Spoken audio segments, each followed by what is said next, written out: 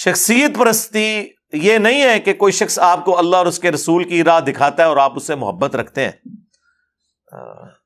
ہم خلفائے راشدین سے محبت رکھتے ہیں تو کیا یہ شخصیت پرستی ہے؟ نہیں۔ خلفائے راشدین کے آرڈرز کے اوپر ہزاروں لوگوں نے اس زمانے میں جانیں دی ہیں۔ جنگ قادسیہ میں، یرموک میں ہزاروں لوگ شہید ہوئے ہیں، تو ظاہر لیڈرشپ تو خلفائے راشدین کے پاس تھی نا، انہوں نے ہی وہ مہمیں روانہ کی ہوئی تھی، وہ نبی علیہ السلام نے تو خود نہیں بھیجی ہوئی تھی، تو لوگوں نے اپنی جانیں دی ہیں۔ حضرت علی کے حکم کے اوپر جنگ جمل صفین نہروان میں لوگوں نے ان کی محبت میں اللہ کی اطاعت کرتے ہوئے جانیں دی ہیں، اطیعوا اللہ و اطیعوا الرسول و اولی الامر منکم۔ تو اس کو آپ شخصیت پرستی نہیں کہیں گے۔ شخصیت پرستی اس وقت شروع ہوتی ہے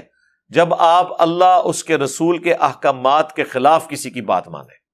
جو قرآن میں ساتھ ہی آیا ہے، اطیعوا اللہ و اطیعوا الرسول و اولی الامر منکم فان تنازعتم فی شیء فردوہ الی اللہ والرسول۔ اگر تمہارا جھگڑا ہو جائے اللہ اور اس کے رسول سے پھر فیصلہ کروانا ہے، آپس میں کوئی تنازع ہو جائے، ان کنتم تؤمنون باللہ والیوم الآخر، اگر تم واقعی اللہ پر ایمان رکھتے ہو اور یوم آخرت کے اوپر، پھر تمہارا ایٹیچیوڈ یہ ہوگا۔ اس کی کئی ایک مثالیں ہیں، میں نے مسئلہ 197 بڑا تفصیلی ریکارڈ کروایا تھا، اماموں کی گستاخی کا الزام، اس میں بھی میں نے یہ چیز بتائی تھی۔ بخاری مسلم دونوں میں حدیث ہے، حضرت حسان ابن ثابت مسجد میں بیٹھ کے نعتیہ اشعار سنا رہے تھے، تو حضرت عمر وہاں سے گزرے، امیر المومنین تھے، روب تھا، سب کچھ تھا، زبان سے انہوں نے کچھ نہیں کہا، صرف انہوں نے یوں کھڑے ہو کے دیکھا۔ ان کو بھی سمجھ آ گئی کہ یہ کیوں اس طرح کر کے دیکھ رہے ہیں، ظاہر سمجھدار لوگ تھے، اور پھر حضرت عمر تو ابھی کھڑے بھی نہیں ہوتے تھے۔ ہاں، انہوں نے کہا جی کوئی مسئلہ خراب ہو گیا، تو اس سے پہلے کہ حضرت عمر کوئی بات کرتے انہوں نے کہا اس طرح نہ دیکھ میری طرف، تجھ سے بہتر شخصیت مسجد میں ہوتی تھی، میں ان کے سامنے بھی نعتیہ اشعار پڑھتا تھا۔ ٹھیک ہے، ویسے آج کل کو مولوی ہوتا کہنا جی تینوں لام ہو گیا کہ میں کے پاس سوچنا وا، اپنی عزت بچانی ہوتی نا اگر، ہاں ان کو آپ اس طرح کریں نا، دیکھو کتنے دماغ گیا میرا، کہتے ہیں وچو کیسی کیسی گلاں کٹتا ہے۔ یہ میں آپ کو نیشنل بتا رہا ہوں، اگر اس وقت کوئی مولوی آپ کو یوں کر رہا ہے اور آپ دیکھ رہے ہیں اور آپ آگے سے آپ کو پتا چل گیا کہ اس کو کیا تکلیف ہو رہی ہے، آپ بولے نا وہ اپنی عزت بچانے گئے تنوں لام ہو گیا، میں کوئی اور شاید دیکھ رہا سا، میں تو تک رہا تھا پیچھے ٹوٹی جو پانی کے اوپر نکل رہا ہے وہ پہ دیکھتا سا۔ عزت بچانے کے لیے نا جھوٹ بول دیں گے، لیکن چونکہ حضرت عمر ایمان والے تھے، جو ان کے دل میں تھا وہ انہوں نے کہا، جب انہوں نے کہا نا اس طرح نہ مجھے دیکھ، تو ظاہر ہے یہ حضرت حسان نے جج کیا تھا کہ وہ یہ میرے شاعرانہ کلام کے اوپر ایسا ان کو فیل ہو رہا ہے، ظاہر ہے ایک آکورڈ کام تو ہو رہا ہے نا۔ اس زمانے کیڑی محفل ملاد ہوندی سی حضرت عمر دے زمانے کہ وہ عادی ہوندے کہ ہاں یار ایک اور محفل اج لگی ہے، اچھا تو حضرت عمر نے کہا کہ اپنا گواہ لے کر آؤ،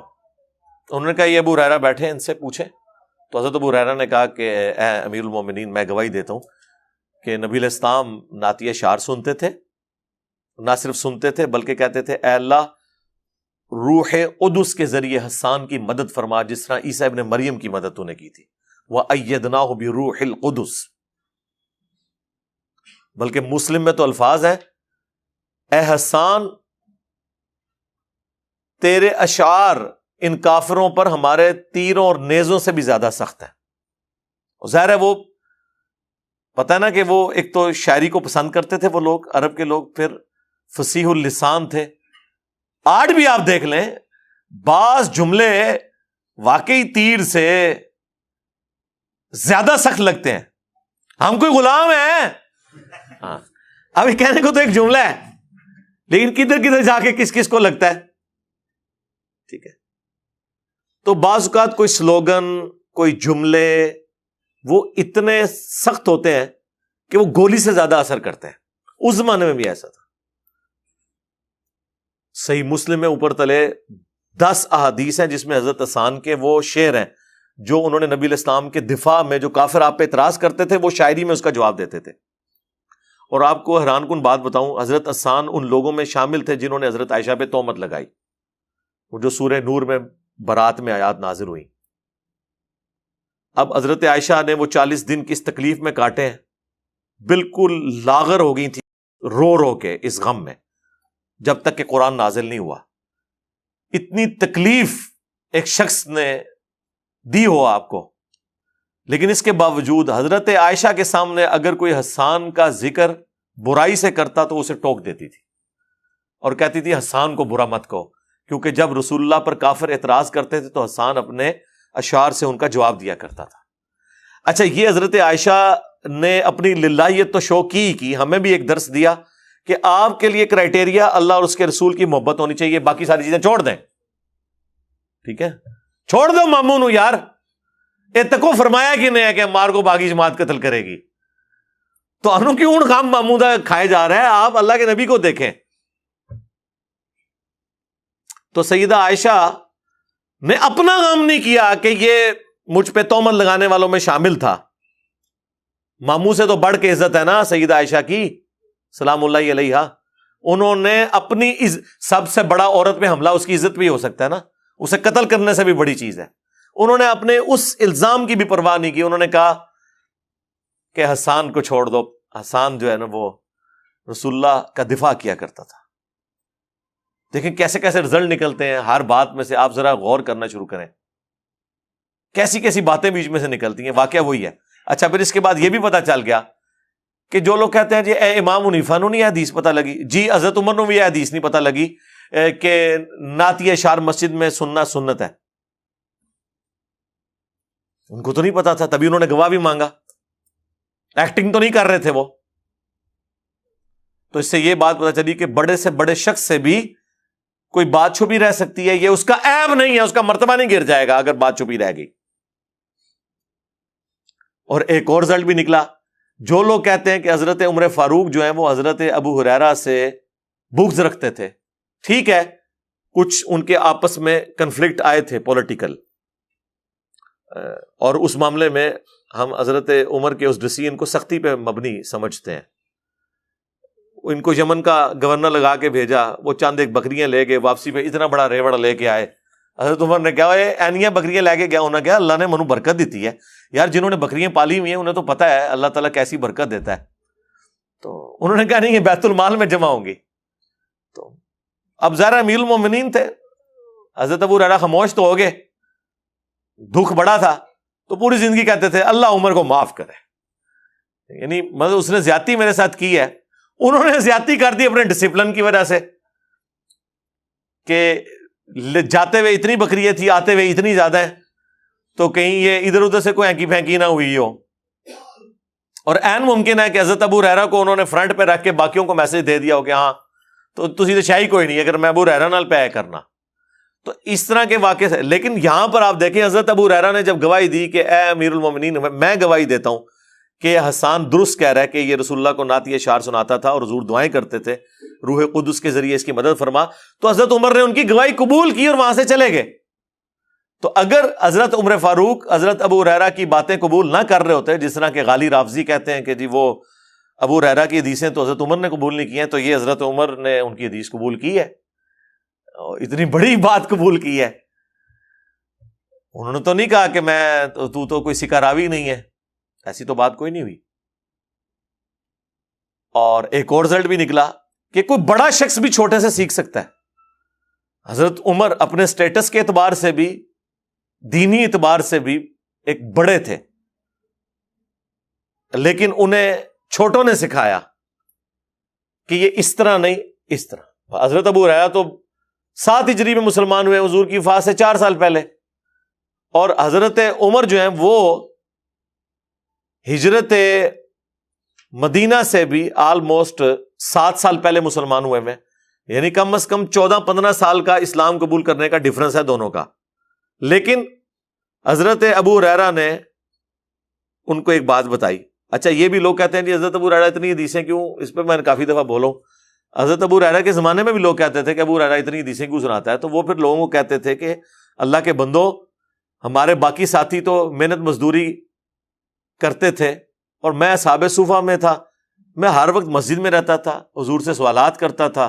حضور سے پوچھتا رہتا تھا، حضور سے سیکھتا رہتا تھا، اس لیے میں نے زیادہ ہی حدیثیں روایت کرنی ہے نا، کیونکہ میرا زیادہ وقت نبی علیہ السلام کے ساتھ گزرا ہے ان 4 سالوں کے اندر جب انہوں نے اسلام قبول کیا۔ تو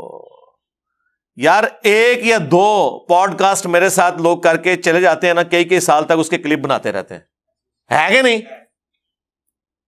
اب آپ یہ کہیں گے کہ یار وہ تو 1 یا 2 دفعہ علی بھائی کو ملا ہے، اس کے بعد اتنا علم کہاں سے آ گیا؟ بھائی اللہ کے بندو، وہ 4 گھنٹے میرے ساتھ لگا کے گیا ہے۔ آپ ذرا امیجن کریں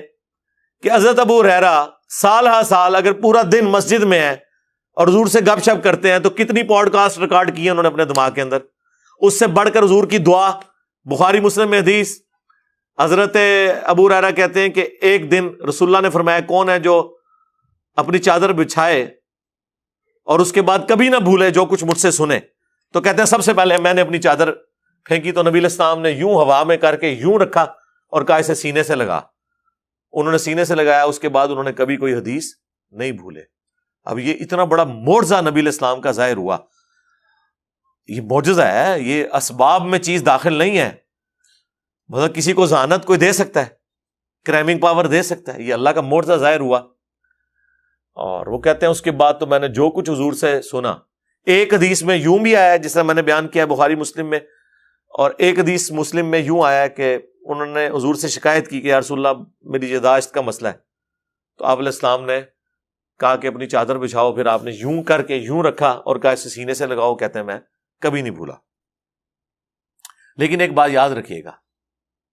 بہرحال لکھنے کو پھر بھی پرائورٹی ہے۔ صحیح بخاری میں حدیث ہے، حضرت ابو ہریرہ خود کہتے ہیں کہ مجھ سے زیادہ حدیثیں عبداللہ بن عمر بن عاص کو آتی ہیں، کیونکہ میں زبانی یاد رکھتا ہوں اور عبداللہ بن عمر بن عاص لکھ لیتے ہیں۔ حضرت ابو ہریرہ خود کہہ رہے ہیں کہ مجھ سے زیادہ حدیثیں کسے آتی ہیں؟ عبداللہ بن عمر بن عاص کو، کیونکہ وہ لکھ کے یاد کرتے ہیں، میں زبانی یاد کرتا ہوں۔ آپ کو مان کسی نے پٹی پڑھا دی ہے کہ جی یہ زبانی تقریر کرنا جو ہے کوئی فن ہے اور لکھ کے کرنا جو ہے کوئی عیب ہے۔ اللہ کے ہاں تو لکھنا بہتر ہے۔ اللہ نے اس کو فخریہ بیان کیا، الذی علم بالقلم، اللہ ہے جس نے قلم کے ذریعے علم سکھایا۔ لکھ کے بات کرنا، نوٹس بنانا، اپنے نوٹس چیک کر کے تاکہ کوئی بات بھول نہ جائے، یہ کرنا یہ کوئی عیب نہیں ہے، یہ خوبی ہے۔ پوری دنیا کا علم لکھ کے ٹرانسفر ہوا ہے نا، چاہے وہ ٹائپنگ کے ذریعے لکھا جائے، چاہے کاتب کے ذریعے لکھا جائے۔ آج بھی جو کتابیں ہیں، چاہے آپ PDF پڑھ لیں چاہے ہارڈ کاپیز پڑھ رہے ہیں، لکھ کے علم ٹرانسفر ہوا ہے نا۔ زبانی تو ہوتا نا تو پھر یہی ہونا تھا کہ کبھی کسی نے کوئی آیت غلط پڑھ دینی تھی تقریر کے اندر، کبھی کسی نے کسی ملک کی باؤنڈری کسی ملک کے ساتھ ملا دینی تھی، کبھی کسی نے نبیوں کی تعداد ہی غلط بتا دینی تھی۔ یہ زبانی کلامی کے جو اوور کانفیڈنس ہونے کے پھر یہ نتائج ہوتے ہیں نا کہ جب آپ لکھ کر کبھی کوئی خاتم النبیین سے ہی نہیں بول سکتا۔ اللہ کے بندو، زندگی میں ایک دفعہ تم لوگوں نے حلف نامہ پڑھنا ہوتا ہے، ایک دن پہلے بلا کے 4 دفعہ پریکٹس کر لو نا، 5ویں کلاس کا بچہ تو وہ بھی صحیح لفظ بول دے گا، لیکن نہیں اوور کانفیڈنٹ۔ اردو ہے ہماری زبان ہے، ہم پڑھ لیں گے، اردو تو بڑی ہو کیجیے، اللہ نے بولے ہو انگلش سے زیادہ مشکل زبان ہے یہ، اتنے نقطے ہیں، اتنے ایشوز ہیں۔ انگریزی میں تو کوئی نقطہ ہی نہیں ہے، ایک آئی کا ہے وہ بھی معصوم سا ہے، باقی تو پوری انگریزی میں کوئی نقطہ ہی نہیں ہے۔ کتنی بڑی خوبی ہے اس زبان کی، نقطہ ہے ہی نہیں ہے، اسی لیے تو وہ جوائنٹ رائٹنگ بھی اس کی اتنی تیزی سے ہو جاتی ہے۔ نقطے پاندے رہنے تھے پھر تسی انگریزی بھی، میں انجینئرنگ کر پہنا تسی ڈاکٹری دی تعلیم حاصل کر پہنے۔ تو اس لیے ان چیزوں کو عیب کے طور پر نہیں شمار کیا جاتا۔ تو وہ بات شروع ہوئی تھی حضرت ابو ہریرہ سے زیادہ حدیثیں عبداللہ بن عمر بن عاص کے پاس تھی، کیونکہ وہ لکھ کے حدیث کو سیو کرتے تھے اور ان کے شاگردوں کے صحیفے پھر بعد میں ٹرانسفر بھی ہوئے۔ تو بات سوال شروع ہوا تھا شخصیت پرستی، جو کہ سوال کریٹیکل تھا، اس لیے میں اس پہ لمبا ٹائم لیا ہے بولتے ہوئے کہ شخصیت پرستی سے بچنے کا آسان طریقہ یہ ہے کہ جس شخص کی بات قرآن و سنت کے مطابق ہے وہ آپ لے لیں، اور قرآن و سنت کے مطابق نہیں ہے تو اس بات کو چھوڑ دیں، شخصیت کو نہ چھوڑ دیں۔ اے مولوی تو غلط کہانی کراندا ہے، یہ ہے ہمارا علماء سے اختلاف ہے کہ بندہ ہی چاٹ دو، تو پھر سرکار تو آڑے تھے اگلے پچھلے سارے فارغ جے، یہ نہ کرے، بندہ کو چھوڑ دے، ساروں کو سنے،